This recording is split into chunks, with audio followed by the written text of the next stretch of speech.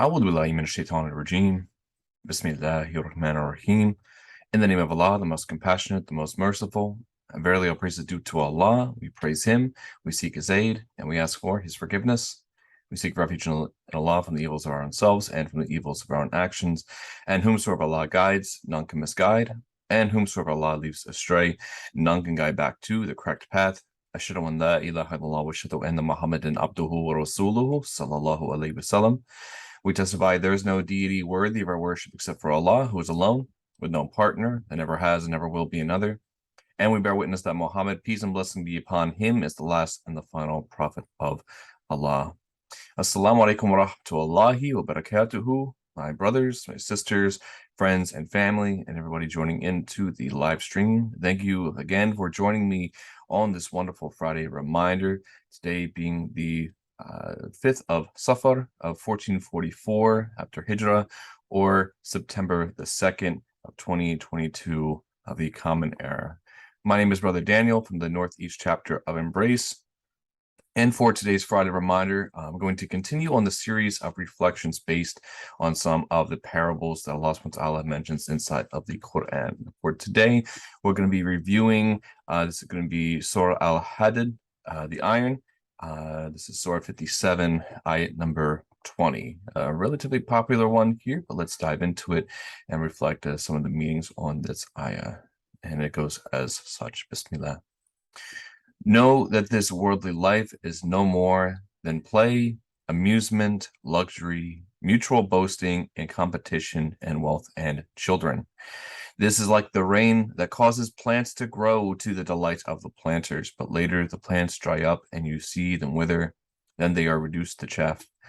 And in the hereafter, there will be either severe punishment or forgiveness and pleasure of Allah, whereas the life of this world is no more than the delusion of enjoyment. So in this ayat, Allah subhanahu wa ta'ala first lists the matters that we as human beings tend to strive for, or at least in one way or another, listed as play or amusement, luxury, so on and so forth. And this organization is interesting, for which scholars have been able to break down this transition to represent the different levels, and the life age groups of the human being as they advance through different and more principled sort of concerns. So in the same order of which they concern. For example, the child is going to be most fascinated with the first thing, which in that phase of his life, the stage of play is their main goal or their striving inside of their life, that sense of amusement. And therefore, if someone were to take away that main concern of theirs, the wave of that booming emotion is going to be great and be heard by everyone. But then comes, of course, the later stages in which a man or a woman is tempted to prove his or her superiority over others, their friends or other fellow family members, their neighbors, and eventually to make these sorts of boastful claims against one another. And in that old age, while it becomes, a reflection of one's effort into this competition and this rivalry set to amass of wealth and the means of children to carry out one's name and memory. And of course, a man goes through these sorts of, particular phases of life, and there can be a feeling of satisfaction associated with it. However, the reflection that eventually comes is that when this phase or these phases are over, the realization of absurdity and the hollowness and the means of us being taken to the next life become the reality of things. Therefore, all of these sorts of enjoyments, regardless of what they meant at the time, only became temporary means and things and delusions that men at one point took precedence and obsession over, and only to find that the transition to that next world is what comes next. And ultimately, the realization of this ephemeral nature of all things settling in, our reflections and judgments of our intentions and our deeds then become what actually mattered in this life, as opposed to what we were eventually able to achieve. However, there is also the opinion that these verses apply strictly to the disbeliever, someone who is not a Muslim or somebody who is not a believer in the sense of having their aspirations oriented towards pleasing their creator. And there's a world of contrary, of course, because in our means of happiness and admiration, these are different because the believer's goals, pleasures, and effort is directed towards Allah subhanahu wa ta'ala, just as Allah subhanahu wa ta'ala mentions as well in Surah Al-An'am, the cattle, Surah 6, Ayat 162. Say undoubtedly, my prayers and my sacrifices and my living and dying are all for Allah, the Lord of creation. So that believer believes that everything is the outcome of Allah subhanahu wa ta'ala in his power and his wisdom and his mercy, and he knows best. He does not give up or make limited or the fleeting things of this world as the goal of their life or their time or their commitments.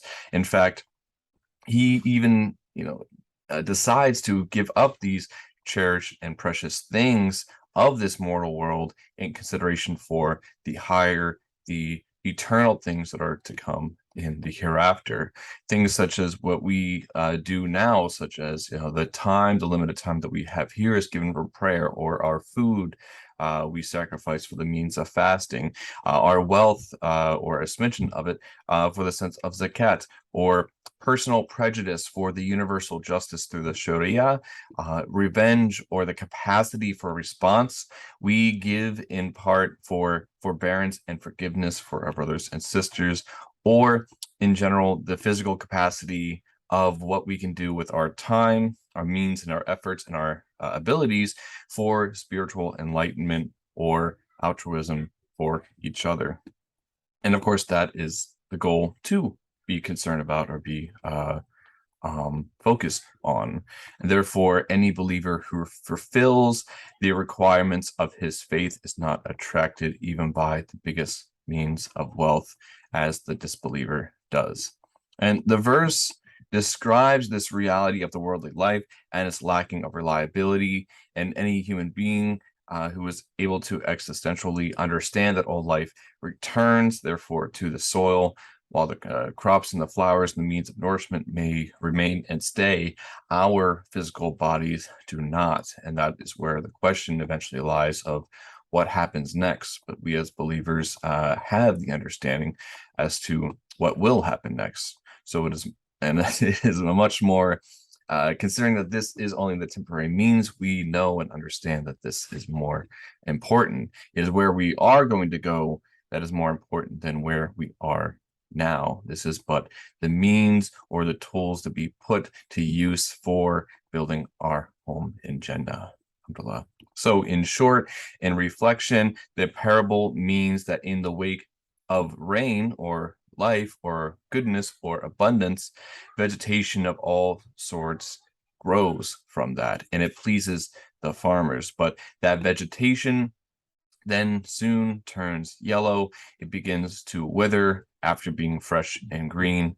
After that, it becomes scattered particles of dust. And this is the example of mankind in one's life.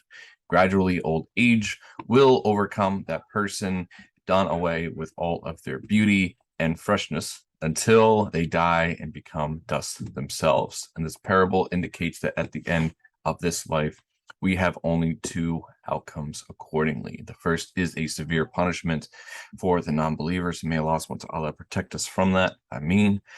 Or two, the forgiveness and the mercy and the abundance of Allah subhanahu wa ta'ala in the hereafter. And may Allah subhanahu wa ta'ala remove the scourge from our heart, that is envy, lust, or greed, or hedonism that direct us away from the enjoyment riddled inside of self-delusion. Ameen. And with that, I will go ahead and close. Jazakallah khairan for joining me. We will continue next month. Allahumma subhanaka wa bihamdi ashhadu an la ilaha illa anta astaghfiruka wa atubu ilaik. Assalamu alaikum wa rahmatullahi wa barakatuhu.